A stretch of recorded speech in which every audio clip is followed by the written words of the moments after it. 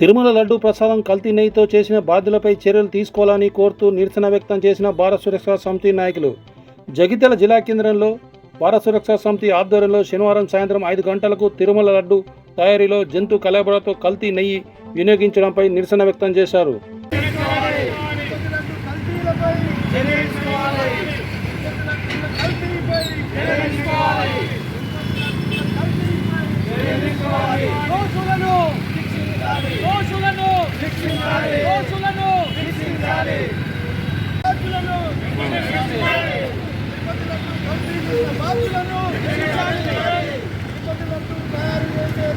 నిర్మల ప్రసాదం ఏదైతే శ్రీ వెంకటేశ్వర స్వామిని ప్రపంచమంతా ఆరాధ్య దైవంగా భావించే ఒక పవిత్రమైనటువంటి శ్రీ వెంకటేశ్వర స్వామి యొక్క ప్రసాదంలో ఈ యొక్క జంతు కళేబరాల యొక్క కొవ్వును కలిపి తయారు చేయడం అనేది సిగ్గుచేటైనటువంటి విషయం, ఒక దుర్మార్గమైనటువంటి ఒక విషయం. అది కార్యక్రమాన్ని ఏదైతే ఆంధ్రప్రదేశ్ ప్రభుత్వంలో జరిగిందో అది మనమంతా నిరసించదగినటువంటి విషయం.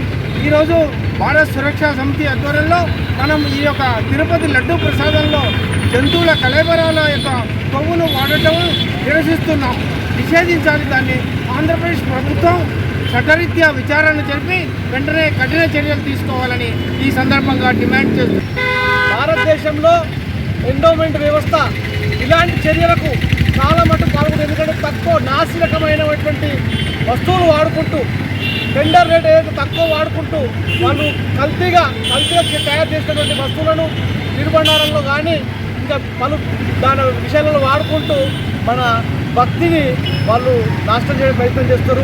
అదేవిధంగా అన్ని మతస్థులను కూడా మన గుళ్ళలో ఉంచుకుంటూ వాళ్ళకేం తెలుసండి మన ప్రసాద విలువ గురించి. అన్ని మతస్థులు వస్తే వాళ్ళకేం తెలుస్తుంది? వాళ్ళను కూడా మన గుళ్ళలను ఉంచుకుంటూ వాళ్ళందరినీ కూడా వాళ్ళకు ఆ ప్రసాదాలు ఇవన్నీ కూడా కలపడం జరుగుతుంది. కాబట్టి మంచి ప్రభుత్వం అయినట్టయితే ఈరోజు ఈ చర్యలు తీసుకున్నటువంటి చర్యలను బయటకు తీస్తుంది. అంటే ఏ ప్రభుత్వం ఉంటే ఆ ప్రభుత్వము దీనిపైన ఖచ్చితంగా కఠినమైన చర్యలు తీసుకోవాలని కోరుకుంటూ జై శ్రీరామ్, భారత్ మాతాకి జై.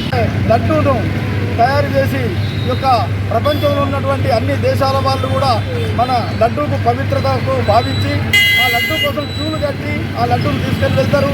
ఆ ప్రసాదాన్ని ప్రతి ఒక్కరూ కళ్ళకద్దుకొని మరి ఆ ప్రసాదాన్ని సేవించి సాక్షాత్తు భగవంతుడే మనకు ఈ రూపంలో వచ్చినవి భావిస్తున్నారు.